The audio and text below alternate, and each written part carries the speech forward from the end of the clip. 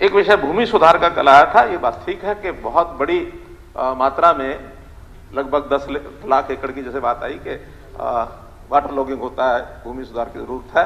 हर साल हमने 1 लाख की जो बात की है, आपकी जानकारी के लिए बता रहा हूं कि ये हमने एक पोर्टल बनाया है और उस पोर्टल में अभी तक 20,997 एकड़ किसानों ने स्वयं उसका पंजीकरण कराया है।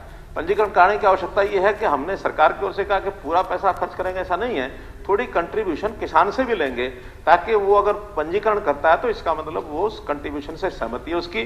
तो जब 21,000 एकड़ अगर हो गया है तो मुझे लगता है 1 लाख में पहुंचा लेंगे, ताकि उनके भूमि सुधार का, चाहे उसमें पानी की ड्रेनेज का है या मिट्टी भरत का है या उसकी लवणीय वो है, क्षारीय है, तो उसको केमिकल सिस्टम से उसका भी जो सुधार करना वो करेंगे। इस ओर आगे बढ़ रहे हैं।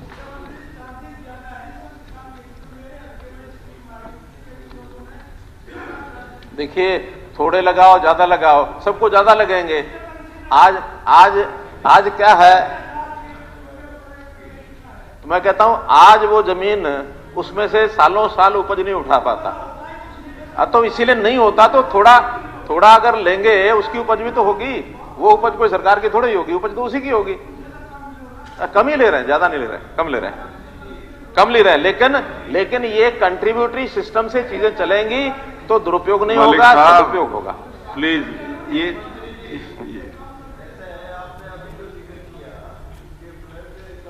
प्रावधान था, अब हम कोई कच्चे मकानों का कर रहे हैं, वो भी जो 1,80,000 से नीचे वाले गरीब लोग हैं उनका।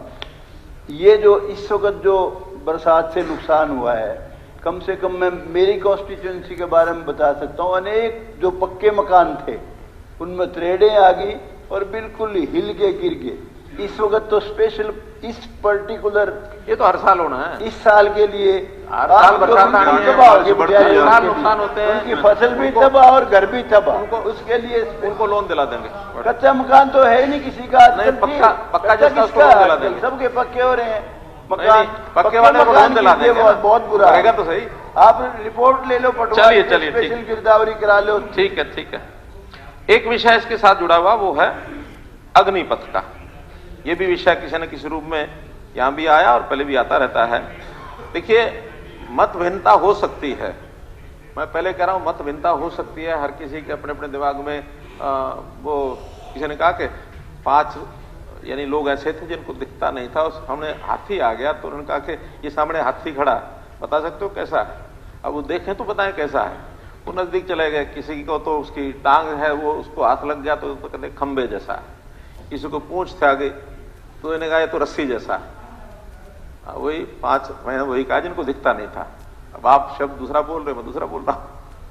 तो खैर, कुल मिला के वो जिसको जैसा ध्यान में आता वैसा बोलना शुरू करता है। और कुछ इसमें कारण, राजनीतिक कारण भी होते हैं कि भाई कुछ विरोध करना तो करना ही है। लेकिन मैं ये मानता हूं एक बहुत अच्छी योजना ये है, इसमें प्रमुख रक्षा नीति में एक सुधार है ये। और इसके अंदर एक ही बात है कि केंद्र सरकार ने ऐसे सब लोग जो 75% लोग वापस 4 साल के बाद आएंगे, उनके लिए अर्धसैनिक बलों में, असम राइफल्स में 10% की रिक्तियों का आरक्षण दिया है। और थोड़ा बोलूं, उनको आरक्षण दिया है। और इसके बाद उसके अलावा भी प्राइवेट सेक्टर ने भी, इवन कॉर्पोरेट जगत ने भी कहा है कि ये लोग वापस आएंगे, हम भी इनमें से सिलेक्ट करके अपने यहां रखेंगे। क्योंकि ये है तो शायद क्लास 4 का लेवल है, उसमें सी का भी नहीं है, सी का है। नहीं हो जाएंगे, मतलब कोई जाना चाहेगा तो जाएगा, नहीं तो नहीं जाएगा। मैं तो अपनी ओर से बता रहा हूं कि ऐसे सब लोग जो हरियाणा सरकार की नौकरी में आना चाहेंगे उनको गारंटीड नौकरी देंगे। ये प्रावधान हम करने जा रहे हैं, हम तो ये करने जा रहे हैं। उसमें सिर्फ मेरा एक है कि मैंने भी आपका पहले बयान पढ़ा था कि जो वो उसमें जाएगा अग्निपथ में, उसको सबको नौकरी देंगे। 75% वापस आ जाएंगे हमारे। हाँ, 75% आपको दोगे। 4 साल तो उनको पहले ही भर्ती करो, जो भर्ती होते ही सबको कर लो और ऑन डेपुटेशन 4 साल भेज दो, ताकि आए जब उनको अपना फ्यूचर का अश्योर्ड हो। ये तो आपने एक्स सर्विसमैन को भी हमने कह रखा है, रिजर्वेशन दे रखे। देखिए कितने मिले हैं? 27,000 अगर एक्स सर्विसमैन है तो 1% 1.80 भी नहीं है दे पा रहे हैं उनको नौकरियां। तो देखिए, अलग अलग प्रावधान अलग अलग तरीके से करते हैं, बाकी अलग अलग कुछ कर दिया। तो आपने कहा इसकी बात अग्निपथ क्या है? देखो मैं तो सैनिक स्कूल में पढ़ा हूं, मेरे साथ के मेरे स्कूल के आज कम से कम 30 जनरल है। मैं उनसे बात करने के बाद बता रहा हूं कि ये ना कोई फौज के हित में है, तो देश के उसका कोई अलग अलग राय है, कोई यहाँ का विषय नहीं है, अलग अलग मैं उसमें नहीं जाना चाहता। लेकिन मैं सिर्फ इस पे रहना चाहता हूँ, आपने अश्योर किया है कि सबको अग्निवीरों को हम नौकरी देंगे, तो पहले दे दो, सिलेक्ट हुए दे दी, 4 साल ऑन डेपुटेशन जाओ, 4 साल के बाद आ जाओ, ताकि वो ये तो कहे हम 4 साल के बाद आगे हम देखिए हमारे को नौकरी मिलेगी। गारंटी करने के लिए एश्योरेंस से क्या 4 साल के बाद क्या होगा? क्या मैं बता रहा हूँ क्या होगा। अरे मैं बता रहा हूँ क्या आपने देनी है, मैं बता रहा हूँ हरियाणा गवर्नमेंट जैसे कमिटमेंट है तो पहले ही दे दो, डेपुटेशन में भेज देते हैं उनको। अभी इसी हमारी इस पारी में ही हम इसकी पॉलिसी बनाएंगे। आप लोगों को कोई वहम हो वो रखना नहीं चाहिए, पारी तो अगली भी हमारी है, फिर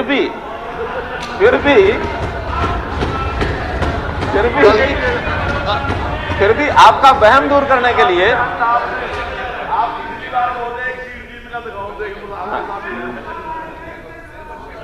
मैं बता रहा हूं ना, फिर भी हम इसी पारी में पॉलिसी बनाएंगे कि ऐसे लोगों को जो वापस आएंगे उनको हम अपने यहां नौकरी जरूर देंगे। ने जो सौंपा था आज वो पर्ची, दौर एक आज पर्ची में छोड़ गया, अपनी लाया नहीं, जो आपने थोपा है वो दौर एक बदहाली है। अब चर्चा का विषय नहीं है, मुख्यमंत्री जी बोल रहे हैं एक एक करके खड़े होंगे। नहीं बात तो जरूरी कर रहे हैं, कुछ समय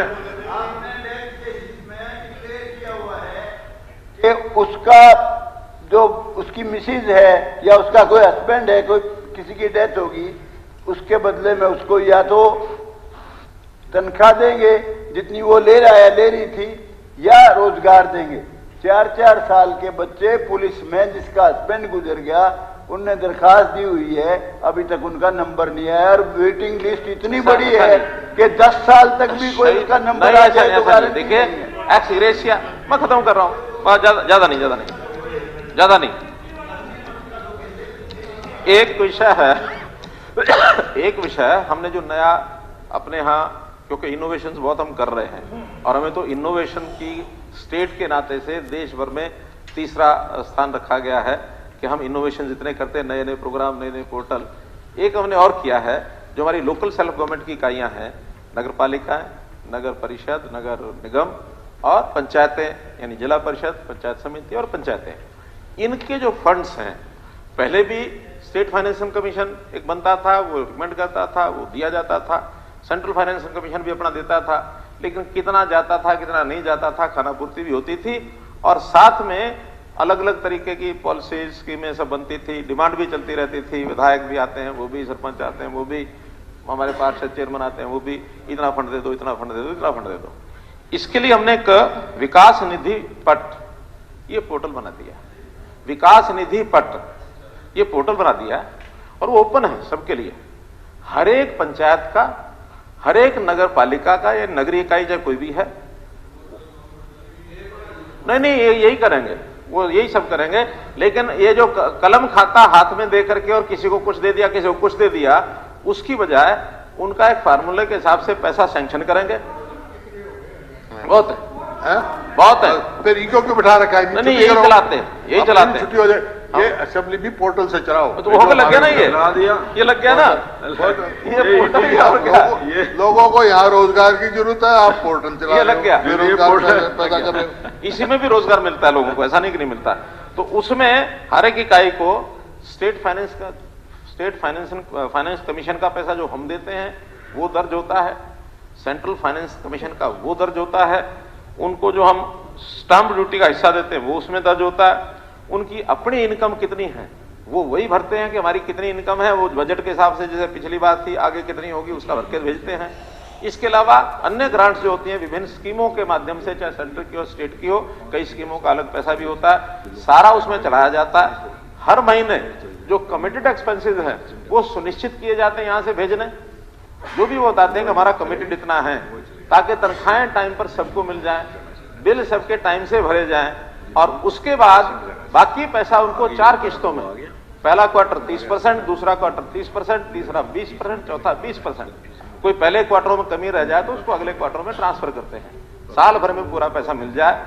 दिसंबर के महीने में जाके हम आंकलन करते हैं कि किसी इकाई का पैसा ऐसा इतना कम तो नहीं है कि वहां के काम पूरे ना हो रहे हो, तो इसलिए उसको अतिरिक्त कोई योजना बनानी होती है, फिर अतिरिक्त फंड उसका करा करके आप लोगों से पास फिर उनको देते हैं। तो इसलिए जब भी कोई इन इकाइयों के लिए ग्रांट की, पैसे की विधायकों में से बात करे, पहले उनका सिस्टम, उनका बजट देख करके आए कि किसी नगर पालिका का टोटल पैसा सरकार से कितना आना था, कितना आ गया, कितना खर्च हो गया, और इसमें अगर जरूरत है तो पहले वो खर्च करके तभी तो मांगोगे।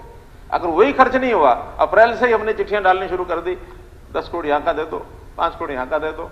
देखो, सिस्टमेटिक ढंग से करें तो कोई कमी नहीं है, और सिस्टमेटिक ढंग से नहीं करेंगे, कमी ना होते हुए जवाब हर जगह मिलेगा नहीं है, नहीं है, नहीं।